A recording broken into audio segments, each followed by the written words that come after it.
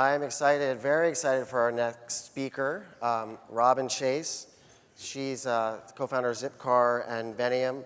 But my favorite story is that she tweeted a friend of mine, Tim O'Reilly, when she saw we launched our first Verge in DC, and she said, I need to speak at this conference. This conference is my people. So with that, please welcome Robin Chase. Thanks. Hi. Over the last 15 years since I co-founded Zipcar, there's been the rise of a new economic model that I think of as Peers, Inc. This transforming the way we build businesses, the way we work, and ultimately the way we shape economies. There's three components to this. Excess capacity is being leveraged on platforms for participation with a diverse group of people who are doing the engagement. And I think of it as, we're inventing this new collaborative economy and totally reinventing capitalism. If we think about all of these companies that for the last 15 years we have been talking about, these companies have this structure.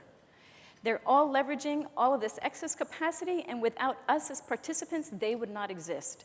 When I look at this slide, I look at Skype. Imagine a telecommunications company was invented by my laptop, my camera, my internet connection, and they invented a telecommunications company. And down the side here, I just threw up a whole bunch of things that's happening in every single sector. So massive online courses, transforming education, the impending 3D printing, that's going to be doing that. All the co-housing, co-work, crowdsourcing, all that stuff, Peers, Inc. structure. The blockchain and Bitcoin, Peers, Inc. So if I think about leveraging excess capacity, what it really means is you're sharing it, because excess capacity is something that you don't personally have the entire asset yourself. You're using someone else's or sharing it. And my favorite example would be bed sharing, and you guys are going to likely know where I'm going. Do you do any bed sharing? I travel a lot. I do a lot of bed sharing. I stay at people's houses and friends' houses, and I might be lucky. They have, it's their home office. I get my single bed. If I'm extra lucky, I get a double. Yahoo! If I'm really unlucky, ick. They told the teenager to go sleep on the couch, and I'm going to have to sleep there, which is why I definitely don't want to do that, and that's why hotels were invented. And when I did Zipcar, I told my staff, don't call it car sharing, because that word sharing is kind of weird for people. You have to explain anyway. Imagine if we called hotels bed sharing. They are exactly bed sharing. So I went and did some research. What is the largest bed sharing in the world? The Intercontinental Hotels Group. They've been around for 65 years, 650,000 rooms in 100 countries. We know it's hard work because you can look at Hilton. They've been at it for 93 years and have not been able to do that. You know where I'm going, but it is still phenomenal.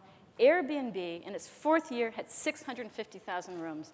And this is where I do the can you believe it? The world is transformed dance. Every single sector, everybody who's doing business needs to look at this slide with amazement, horror, and how can I be doing this? What's going on?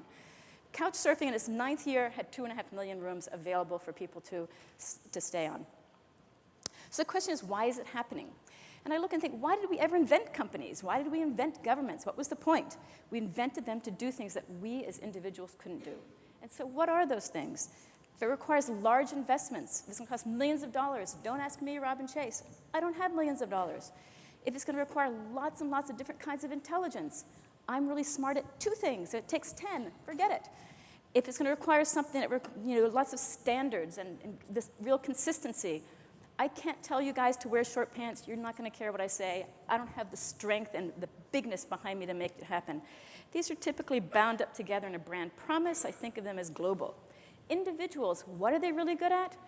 Localization, customization, and specialization. Big companies can do those things. They hate doing those things because they're a pain in the neck. These 2 things are, in fact, these 2 strengths are really, really complementary. Now that the internet exists, we have this new organizational structure that can deal with these very many small parts, and we can get the best of both worlds, and that's what I'm calling Peers, Inc. Each side sticks to what it does the best and lets the other side do it. We just heard a discussion here. Well, it's really great to have a platform of one company that's doing all the hard structural parts, and then the locals guys are doing this local stuff. So the Inc. side makes a platform for participation. The Peers deliver a diversity of offering.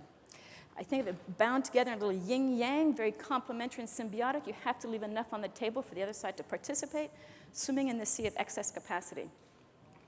If we look at excess capacity, I love it because it's so resource and cost efficient.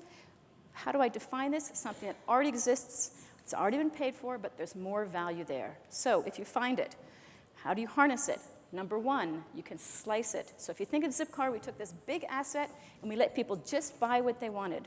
Or two, you can aggregate it. Airbnb took a million little tiny things, aggregated it into this one big way of, with a common insurance and common ways of interacting. And third, the most incredible is that you can open up that asset and say, hey guys, what good ideas do you have on it? And that's what the whole open data movement has been. Here's data that we collected one time. What are new values that you can extract out of this? This is a McKinsey report. The US government was the first one to open up their data sets. 40 countries have followed, opening up 1 million data sets, and McKinsey says, you know what, there's $3 trillion worth of value there. So just imagine the value that can be extracted, leveraging excess capacity, harnessing excess capacity on these platforms for participation. What does the platform bring?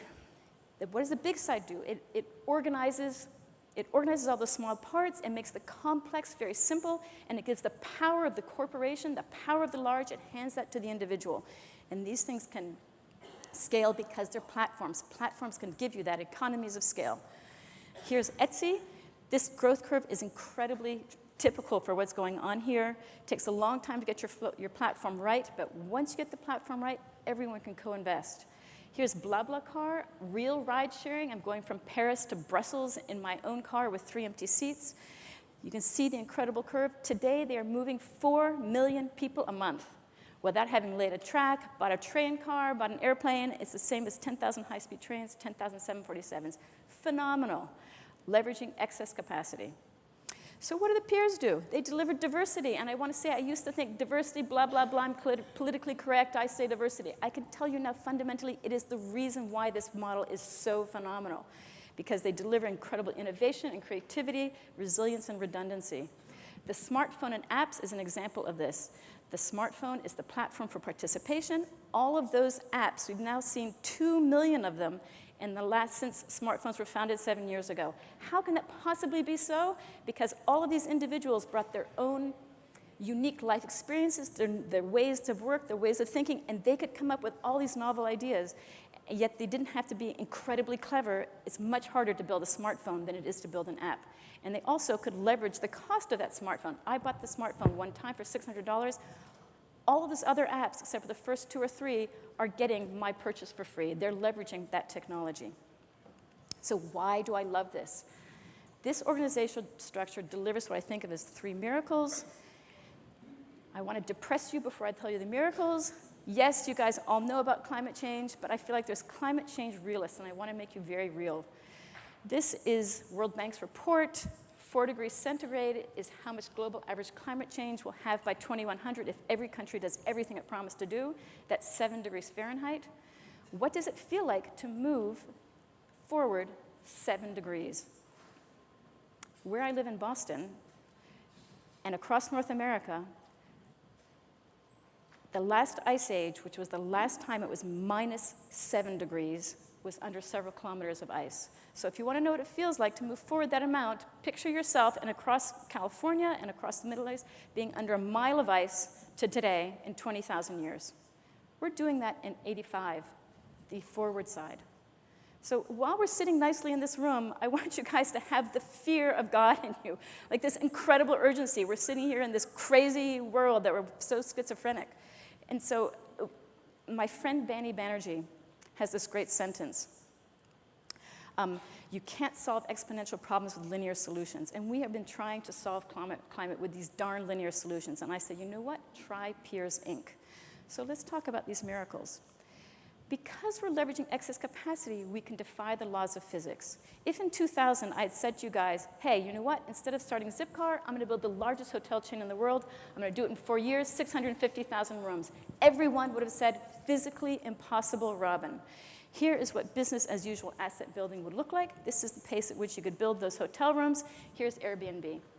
Because they leveraged excess capacity. I'm in transportation, and I can tell you I do not care about blue-green algae fuel. I don't care about high-speed rail. Too long. It's going to take too long. We have to get this stuff going right now. Because we are leveraging platforms for participation, we have miracle number 2, we can tap exponential learning. Learning is all about number of iterations. If you think about you as an individual, you can do things a certain number of times. Businesses we think of as learning faster. Platforms learn way faster. My example here would be online learning of a foreign language. So the unit of measurement is what can you learn in a semester of university, 130 hours. Rosetta Stone used to be the fancy standard. They said, we can teach you a semester in only 54 hours. And you would say, whoa, how incredible. 54 hours, way better than 130. My new favorite company, Duolingo, free online foreign language learning, they've got it down to 34 hours. How is that possible? The CEO tells me he can do an A/B test, say, is it better to teach someone this way or this way? In 24 hours, he will have 150,000 people take that test, and he knows definitively which way to do it. So he's got it down now. And look at Duolingo's growth curve. Duolingo is just 3 years old, 90 million users. And if we think about excess capacity, if you think of language learning, it's pairs, English into French, English into Spanish. A year and a half ago, he opened up his process, excess capacity, and said, hey, you guys, the world, what language pairs do you want to do on this? Of that 90 million, 45 million people are learning language pairs that he at Duolingo did not deliver. So miracle number 3. Because we're working with a diversity of peers, the right person will appear. And no, not Superman. Who cares? He can fly and is strong. Everyone in this room is way better than that right now with your smartphone. You can go, what's the best route? What's the weather? What are the experts? What does Wikipedia tell you? Here, back to Airbnb. Obama in December 2014 said, hey, you know what? I think I'd like to normalize relationships with Cuba. 6 months later, Airbnb had 2,000 listings in Cuba. Harnessing excess capacity with a platform for participation and inviting the engagement of diversity of peers. So the key thing to remember, Peers Inc. is a collaboration. Neither side can do it alone. All of these things require both sides. And I just want to leave you with, I feel like we are definitively moving from what I think of as the industrial economy up here, industrial capitalism, where you had a very, very strong line around the inside of the company and the outside. It was really clear what was inside and outside. And we're moving to this world where it's a much more collaborative economy, where we're getting rid of copyrights, trademarks, standards, patents, all of those things that were to say the way we used to extract the largest value was to put this in versus out, like to extract value. Today we have this sharing economy because the internet exists. Let me tell you these 4 principles. Shared networked assets always deliver more value than closed proprietary ones. We know they do it 2 ways: the assets used more efficiently or brand new value is extracted. If we think of minds, no matter how smart you guys are in this room, we know there's more smart minds outside. And because they're now networked and we can find them, if you are just relying on experts within your company or within your organization, you are crazy. There's more innovation and more smarts outside. If we think about opportunity, the benefits and opportunities of shared open assets are always larger than the problems associated with shared open assets. With Wikipedia, people said, you know what, there's going to be like lies and people are going to make graffiti on pages. So what? We can identify those problems, and we have 4.8 million articles, the world's encyclopedia. And lastly, when I participate, I always get more than I give. I make 3 hours of reservations at Zipcar, and now I have 13,000 cars at my personal disposal parked around the world. I always get more than I give when I do these. And for me, the world is moving so fast. We have the environmental crisis. We have capitalism on the kind of shaky ground. We have this huge fear of unemployment. This is the structure for our dynamic times if you want to stay on the cutting edge, because this is the way you can experiment, iterate, adapt, and evolve. And it's all put together in a book I just wrote called Peers Inc. Thank you. Good luck.